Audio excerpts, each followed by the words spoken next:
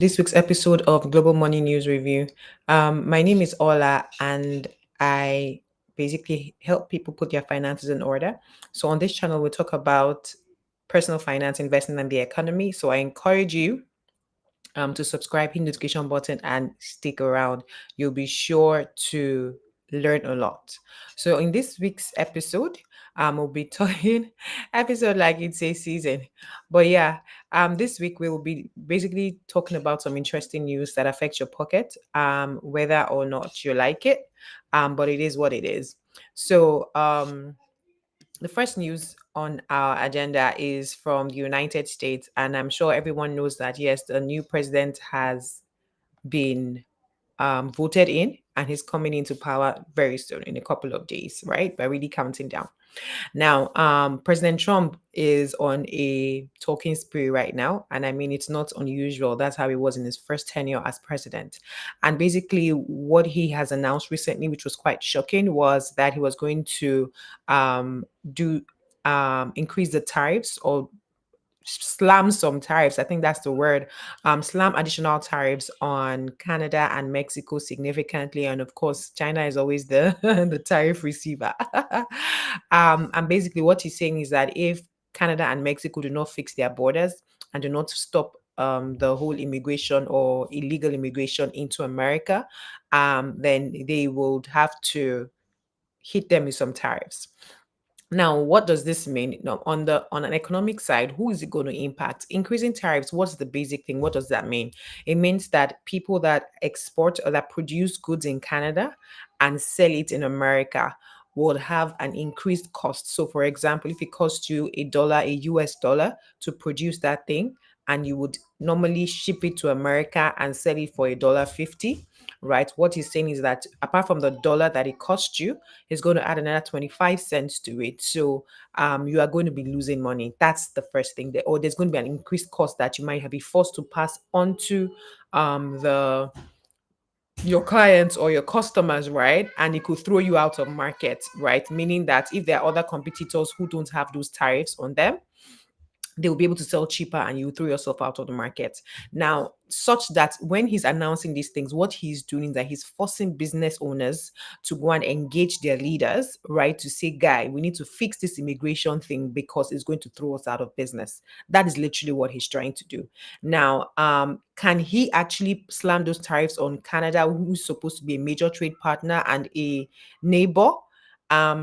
Well, from the fact that he can't exactly do it on his own, but when you consider the fact that the House is led by the Republicans, then you know that it's possible. You just don't know. And that's the uncertainty we've been talking about when it comes to the Trump presidency, right? So what are we saying? What we might find is that they might be tight.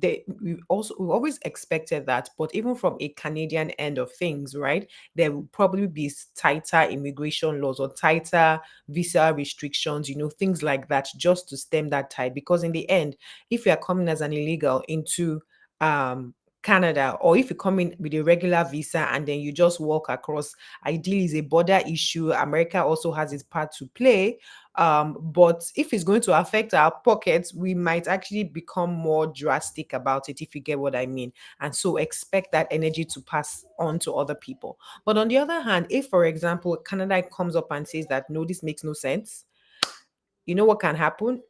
Canada can also slam their own tariffs, right? And the drama begins. And that is what we don't really want. And that is the current war between America and China, is what we call the trade war. And it's almost like Trump is saying, don't step to me. I will start another one and another one if I need to. And so we need to watch out for these things, because in the end, because America is the country of the world, like just know that, just know it. Because America is the country of the world, you know that this thing will have a ripple effect once they begin to do that drama. Or so most times supposed to be engagement, diplomatic relations, foreign relations that will sort these things out. But obviously, he's going the economic route because it has the highest impact. So let's see how that goes, and let's also beware, because in the end, if he does this and he does it, he effects it to the letter, then inflation is going to go up. And inflation going up makes it harder for central banks to manage things, make it harder for central banks to keep rates low. That's how those things begin to spiral out of control again.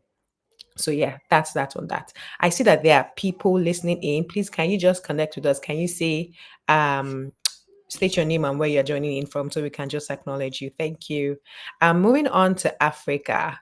Um there are just some issues that are unique to developing countries, I dare say, right? Because in the news this week, Kenyan banks are kicking back against the recapitalization drive. Now, what is that? Basically, it's something that we are going through in Nigeria, where you see lots of banks raising capital because the central bank asked them to increase their capital base, right?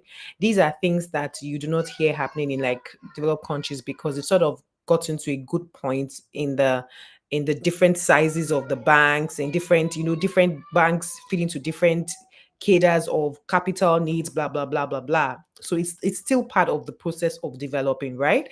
Also because our currencies cause problems for us. They have more stable currencies abroad, such that when you look at what the central bank is asking you to increase to, it might not be so significant in dollar terms, but because your currency has carried you where you don't know, they have to rebalance to become to stay globally relevant, right? So what's happening?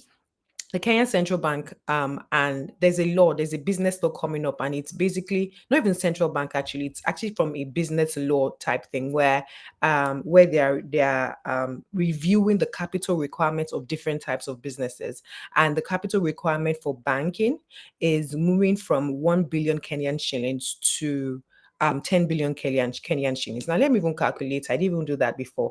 1 billion Kenyan shillings in KHS to USD is what? Is about, guys, $7 million. Am I wrong? Is this 1 billion? Yes. $7 million, guys. That is so small. Even $70 million self that they're taking it to is actually still small. So basically, they're saying get bigger so you can do more, right? But then banks are kicking against it because they're like, where are they going to get that money from? Where are they going to recapitalize from? And that there's some news about how there are 24 banks that will be highly impacted by this requirement and blah blah blah blah blah. Guys, $70 million is small. Let's not even lie. Like $70 million is small in the global scheme of things, right? Africa by Africa. How do you want to play? But yeah, I understand that your reality is your reality, your local currency. And if you are playing within your local space, then it's understandable that you kick against it because you are fine. Why are you being stressed? But let's see how that plays out. But let me just talk about the impact of this recapitalization. It is always good as much as it puts the banks under stress and it also forces them to like maybe merge and stuff like that. It's actually good for the economy. What you would find is that if they're able to follow through on it and actually implement it, meaning that banks actually end up increasing their capital base, what you would find is that the size of transactions in the economy is going to grow, the number of loans, the don't know how to explain it. The capital base, the amount of money that can go increase, the size of the project you will find being funded locally will increase. It is just normal. So you will find that the economy will grow. And that's one thing people need to understand about the role of the banking sector in growing the economy. And I want to push it back to Nigeria, where there was an announcement that, oh, in this couple of years, Nigeria will become a trillion um, dollar economy, right? And we're like, how? But guess what? That is the making of it. When you begin to increase the capital base of banks and they begin to fund bigger transactions or they fund more transactions, do you get? It's either bigger in terms of one ticket size or in terms of the number of transactions they can fund or the businesses they can fund, then you just find that the economy just begins to lift up. So it's a good thing. We just have to watch and see how they're able to play around it. But in the larger scheme of things, $70 million in capital is small. No vex, no vex to anybody. But yeah, it is small. And then, if you don't know, these sessions are powered by the Money with Club. The Money with Club is a community of investment professionals. And we have party tomorrow. I will be sharing my videos, so look out for the vlogs and stuff on it. We have our end of year party tomorrow, but check us out, the Money with Club. We're a community of investment professionals. working professionals that are seeking to secure their financial future through profitable investing.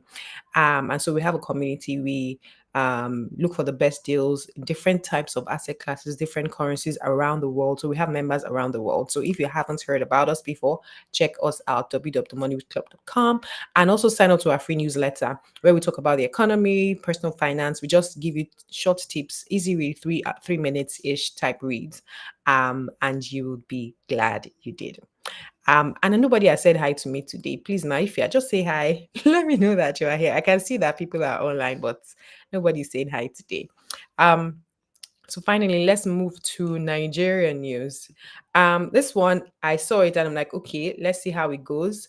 It's always interesting when someone says, I'm going to make an announcement, and then they will now announce the date when they're going to make the announcement instead of just coming out to make the announcements.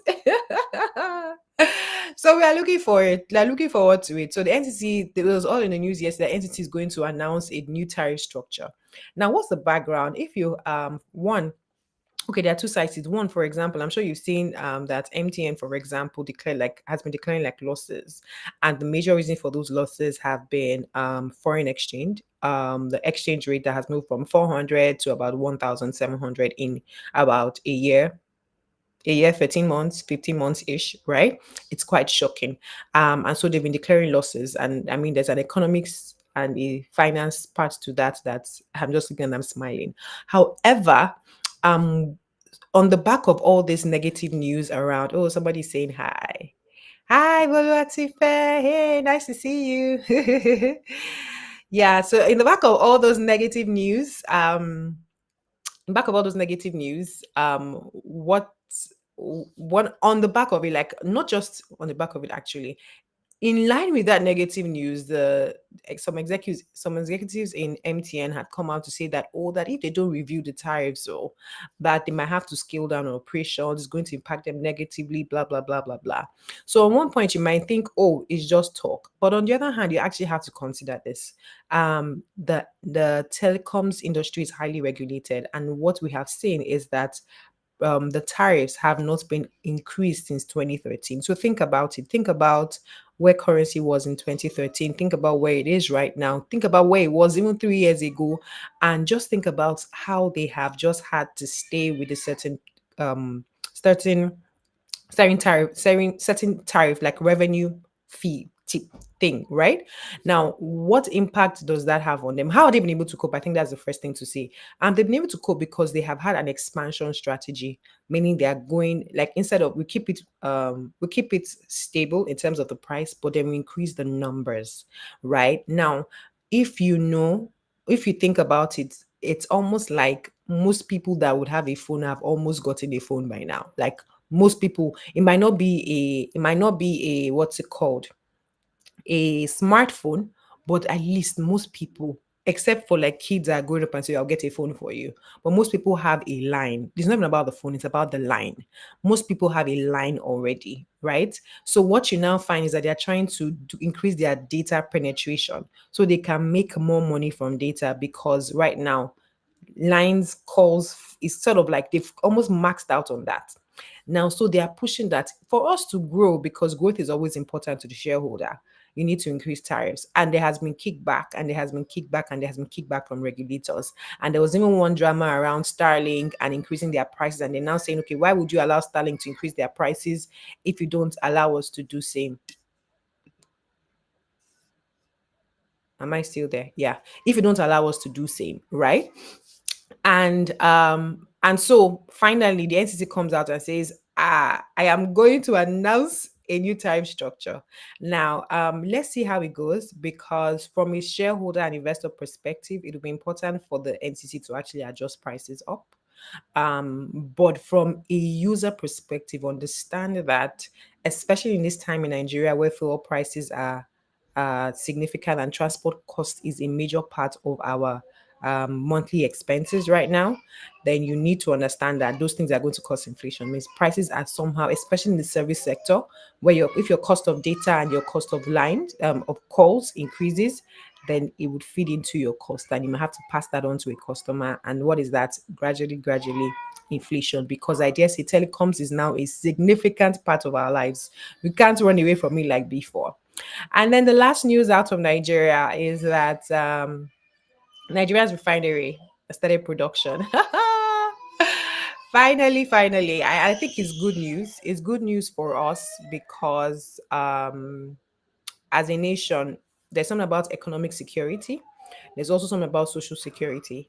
When everything that is critical to you is exported from outside, you are at risk. So sometimes it's not just about the cost, right, of the fuel, because they say that it's even more expensive than Dangote's fuel.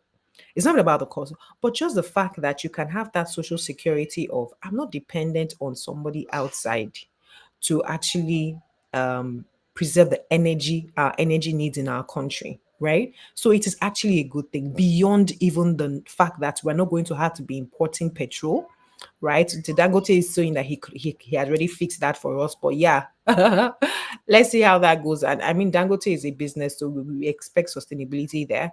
But even with NNPC, it's good that there's extra supply. Right now, from a numbers perspective, the fact is that even if NNPC is saying that their cost of production is higher, the fact is this, right? If the forecast, and I mean we've talked about the expectations in the future, okay, maybe not talk about it on YouTube, but we've had sessions in the club where we discuss where we think oil prices will be in 2025.